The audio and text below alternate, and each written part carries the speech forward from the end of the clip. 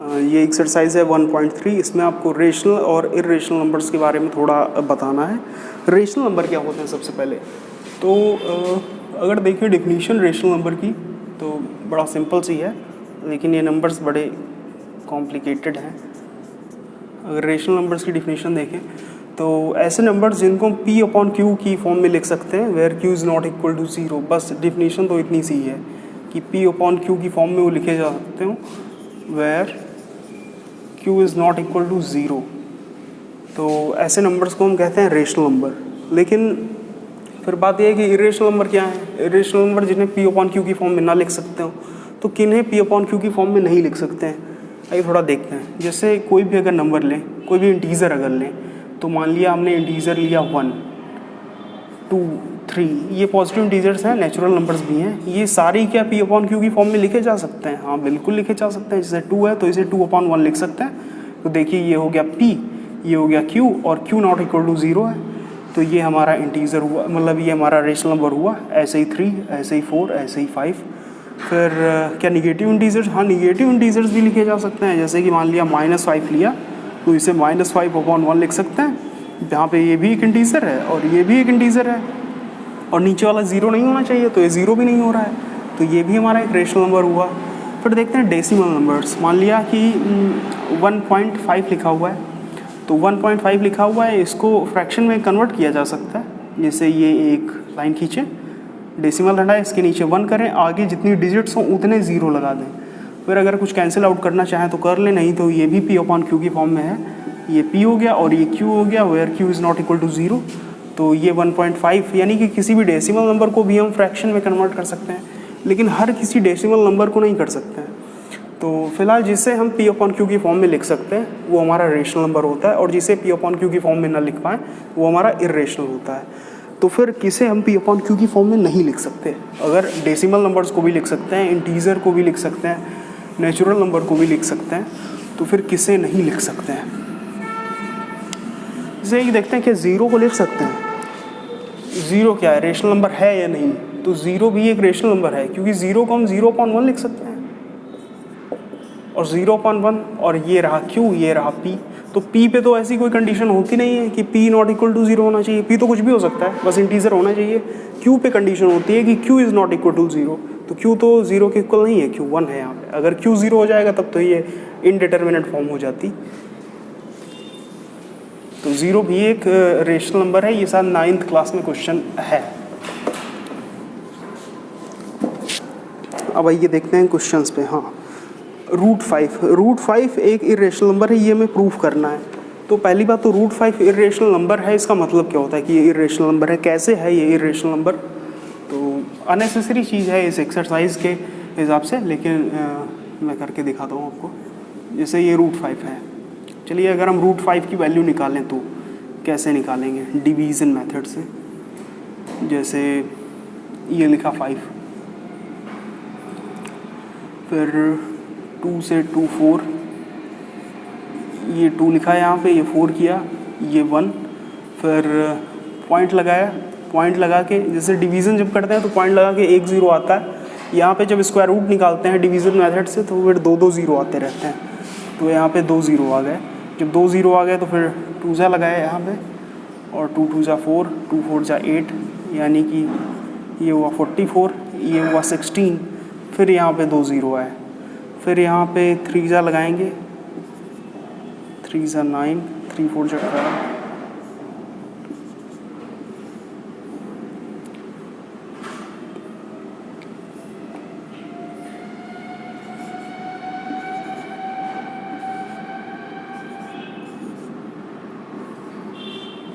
यानी कि आप देख रहे हैं कि ये कभी भी ये खत्म नहीं होगा। क्या यहाँ पे 0 0 आ गए हैं तो यहाँ पे कुछ ऐसा ला सकते हैं कि 2 7 1 0 0 हो जाए?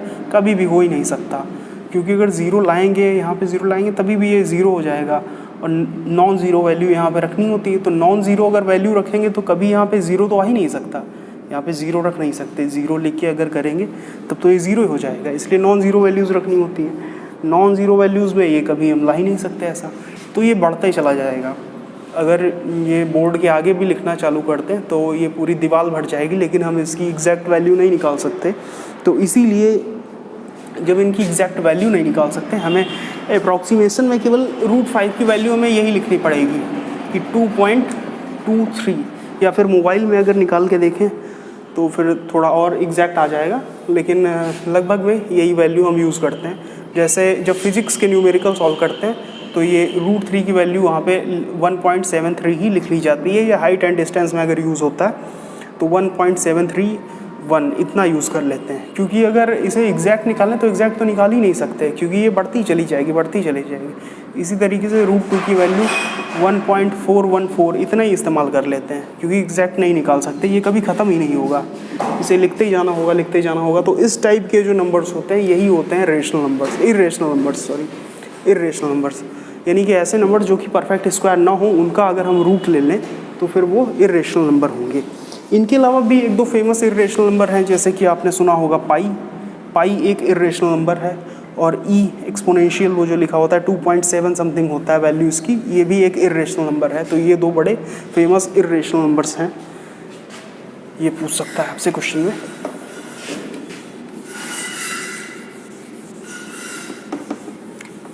पाई की जो वैल्यू है 3.14 वो अप्रॉक्सीमेट वैल्यू है, और पाई की वैल्यू ये नहीं होती है 22/7, ये जो है ये पाई की एग्जैक्ट वैल्यू नहीं होती है। आप सोच रहे हैं कि पाई को 22/7 लिखा जा सकता है, ये है पी, ये है क्यू, तो फिर ये एक रेशनल नंबर हुआ। तो 22/7 रेशनल नंबर है, लेकिन पाई रेशनल नंबर नहीं है, और 22/7 इसको अपनी कैलकुलेशन ईजी करने के लिए लिख लिया गया है ये एक, बाकी ये इसके बराबर नहीं है। अगर एग्जैक्ट पाई देखा जाए तो वो इरेशनल ही है। पर्टिकुलर ये नंबर जो 22/7 है ये हमारा रेशनल है, लेकिन पाई जो है वो एक इरेशनल नंबर है। 3.14 को भी अगर देखेंगे 3.14, तो ऐसे तो 3.14 जो है ये भी एक रेशनल हो गया, क्योंकि डेसिमल हटाया नीचे 100 लिख दिया, अब ये p/q की फॉर्म में बन गया, q is not equal to 0, तो ये भी एक रेशनल है।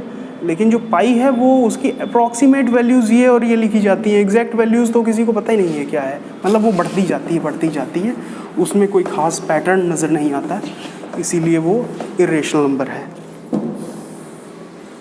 अब हमें प्रूव करना है कि √5 एक अपरिमेय संख्या है, यानी कि हम लोगों को प्रूव करना है √5 एक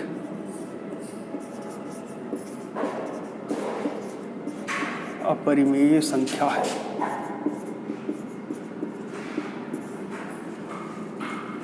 तो √5 एक इरेशनल नंबर है, ये हमें प्रूव करना है। तो इसके लिए सबसे पहले हम मान लेते हैं कि √5 एक रेशनल नंबर है। तो let √5 is a rational number.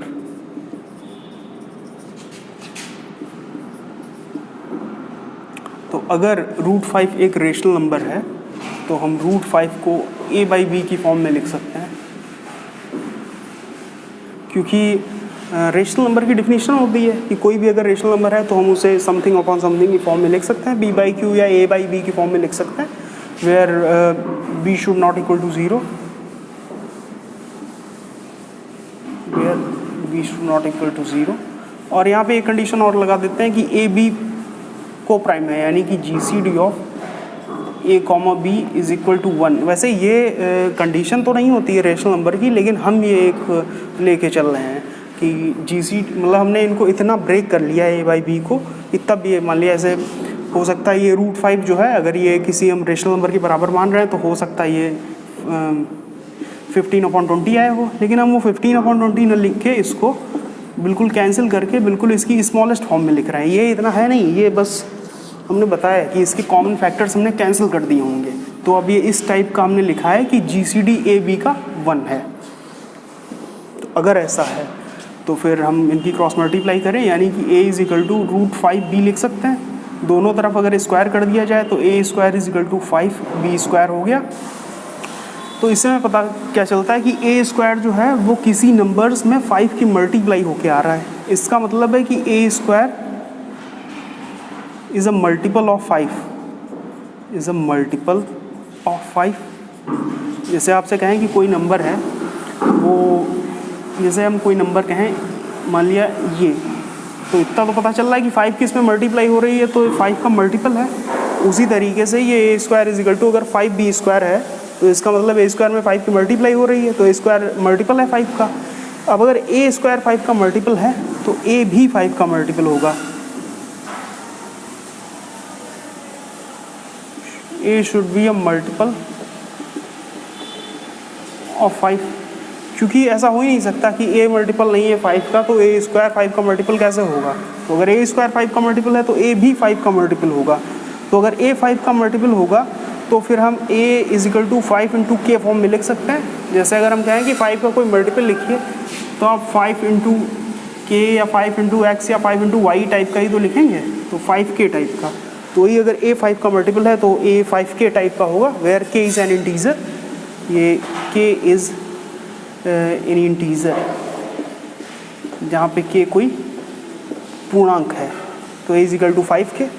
तो अगर a इजिकल टू 5k है तो वो चीज़ उठा के अगर हम यहाँ पे पुट करें तो फिर ये क्या आ जाएगा, 5k का whole of square is equal to 5b square. तो ये हो गया 25k square is equal to 5b square. तो ये कैंसिल हो गया। तो इसका मतलब क्या आ गया कि b square is equal to 5k square. तो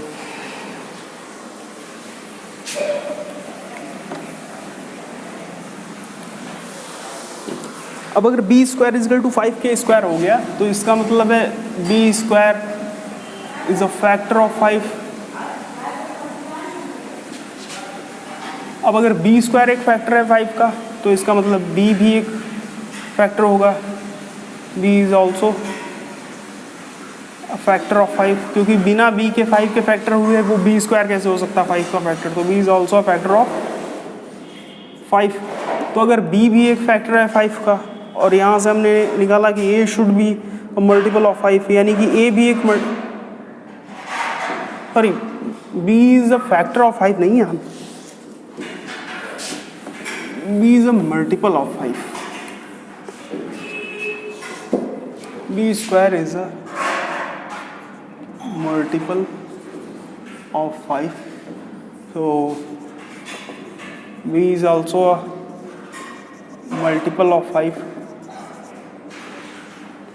ऑफ 5। तो अब b मल्टीपल है 5 का और यहाँ पे हमने देखा कि a भी एक मल्टीपल होना चाहिए 5 का। तो a और b दोनों ही मल्टीपल कैसे हो सकते हैं, जबकि हमने यहाँ पे ले रखा है GCD of AB is equal to 1। तो इसका मतलब इस प्रूफ में कुछ ना कुछ गलत हमने ले रखा है, यानी कि हमारी सपोजिशन जो है ये गलत है कि हमने जो ये मान रखा है √5 एक रेशनल नंबर है, यही चीज़ हमने गलत ले रखी है। ये एक इर्रेशनल नंबर होना चाहिए। ये एक तरीका होता है कंट्राडिक्शन मेथड का कि इससे हम मान के किसी भी चीज़ को प्रूफ करते हैं। जैसे कोई चीज़ दे रखी है तो हम उसके उलट चीज़ मान लेते हैं, फिर जब उस पर सारी वही चीज़ें लगाते हैं तो कहीं ना कहीं कुछ गलती आती है, तो फिर हम वही कह देते हैं कि हमारी जो सपोजिशन थी वही रॉन्ग थी, हमारी हाइपोथेसिस ही रॉन्ग थी। तो उसी तरीके से हमने ये कह दिया, क्योंकि अभी b भी मल्टीपल आ रहा है 5 का, a भी मल्टीपल आ रहा है 5 का। इसका मतलब ऐसा तो है नहीं कि उनका GCD 1 हो, क्योंकि कुछ नहीं तो 5 भी होना चाहिए GCD जब दोनों ही 5 के मल्टीपल हैं। और हम ले रखे हैं कि GCD of AB is equal to 1, तो ऐसा संभव नहीं है। इसलिए √5 जो है ये एक रेशनल नंबर नहीं है, ये एक इर्रेशनल नंबर है। तो ये प्रूफ हो गया आपका।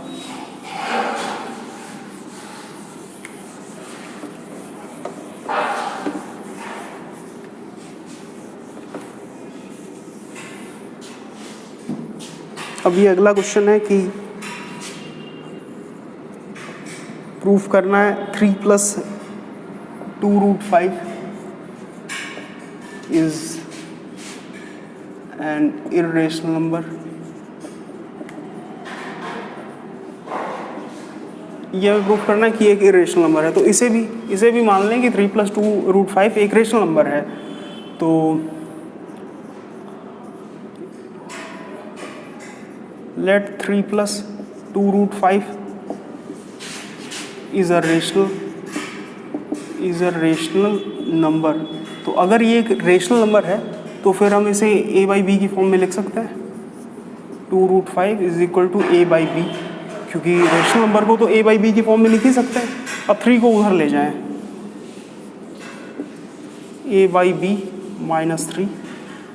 अब 2√5 is equal to a - 3b/b, ये LCM लेके फिर 2 को भी इधर ले जाएं तो √5 is equal to a - 3b/2b।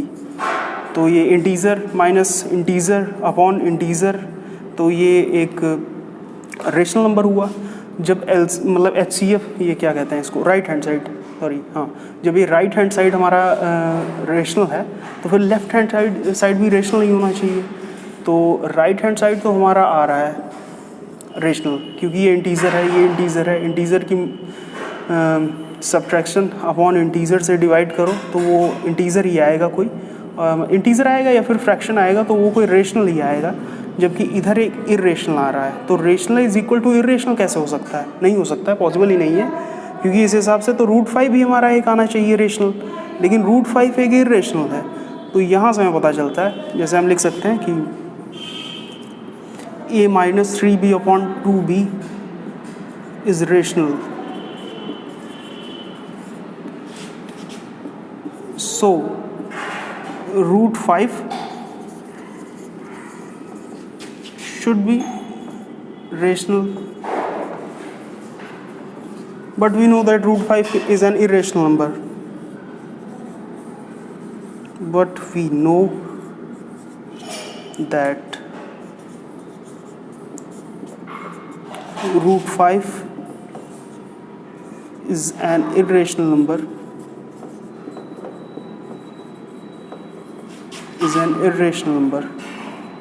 तो यही से हमारी सपोजिशन जो थी इसमें वो गलत आ गई कि रूट 5 तो एक इरेशनल नंबर होता है, फिर यहाँ पे रेशनल कैसे आया जा रहा है? इसका मतलब हमने कुछ गलत मान लिया है। तो गलत क्या मान लिया?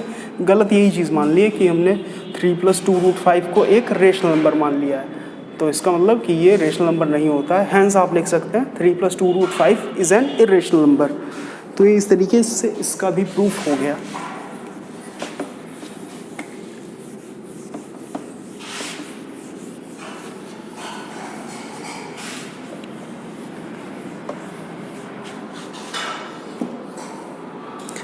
अब ये प्रूफ करना है कि नीचे दी हुए नंबर्स हैं जो कि प्रूफ करना है इरेशनल है।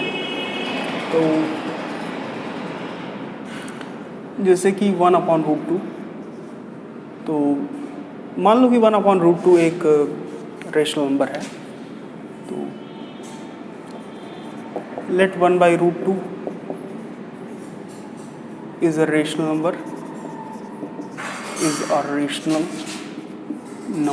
तो अगर ये एक रेशनल नंबर है तो 1/√2 को हम a/b की फॉर्म में लिख सकते हैं, और अगर इसे a/b की फॉर्म में लिख सकते हैं तो फिर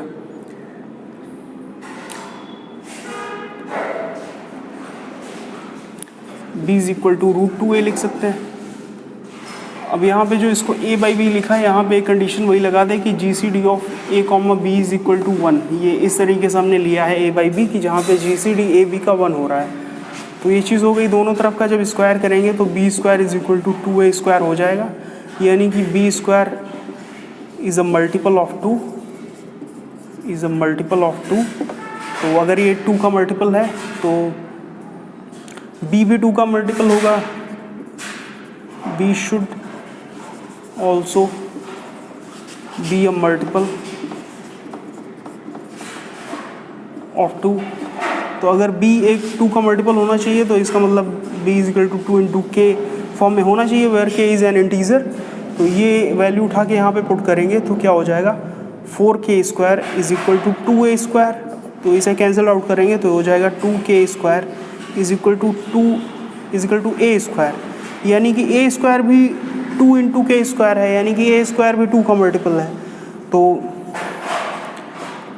a² यहाँ से ये इम्प्लाई करता है इस बात को कि a² is a multiple of 2, क्योंकि a² जो है वो 2 × समथिंग है। तो इसका मतलब a² जो होगा उसमें 2 की मल्टीप्लाई हो रही होगी, तो a² is a multiple of 2। तो a² अगर मल्टीपल है 2 का तो मतलब है कि a is also a multiple of 2। अब a² अगर किसी चीज़ का स्क्वायर मल्टीपल है किसी नंबर का, तो वो नंबर भी सेल्फ में मल्टीपल होगा उस नंबर का। जैसे कि एग्जाम्पल से देख सकते हैं, मान लिया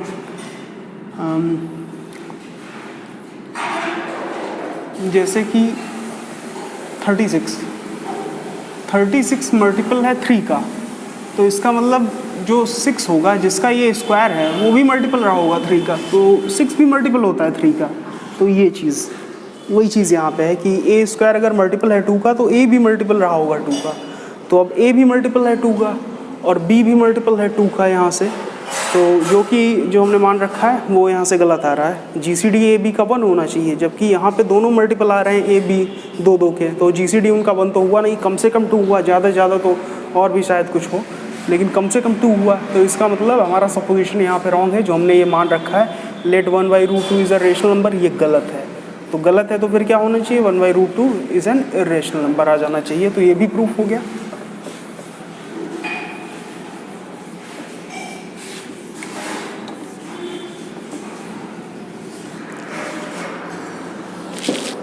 इसी तरीके से प्रूफ करना है कि 7√5 जो है ये एक रेशनल नंबर है, इरेशनल नंबर है। तो इसे प्रूफ करने के लिए वही चीज़ है कि 7√5 को हम a/b के बराबर ले लेंगे। हम मान लेंगे कि let 7√5 is a rational number.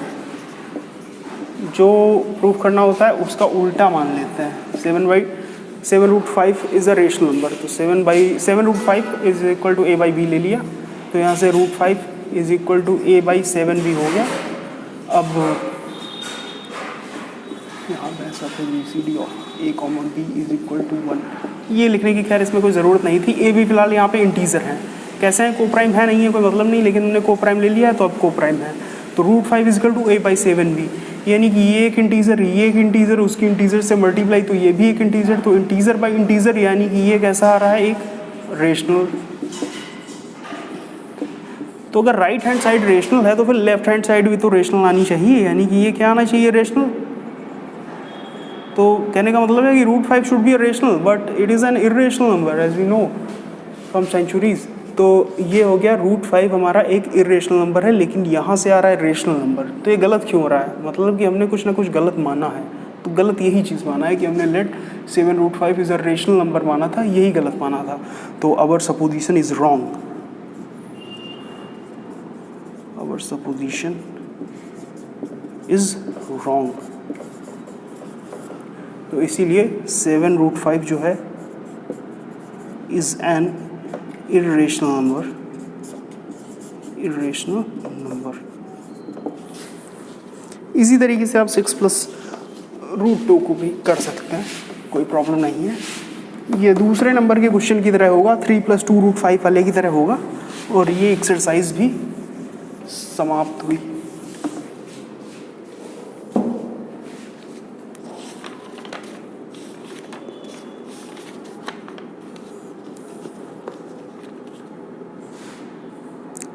हाँ, नेक्स्ट एक्सरसाइज है 1.4।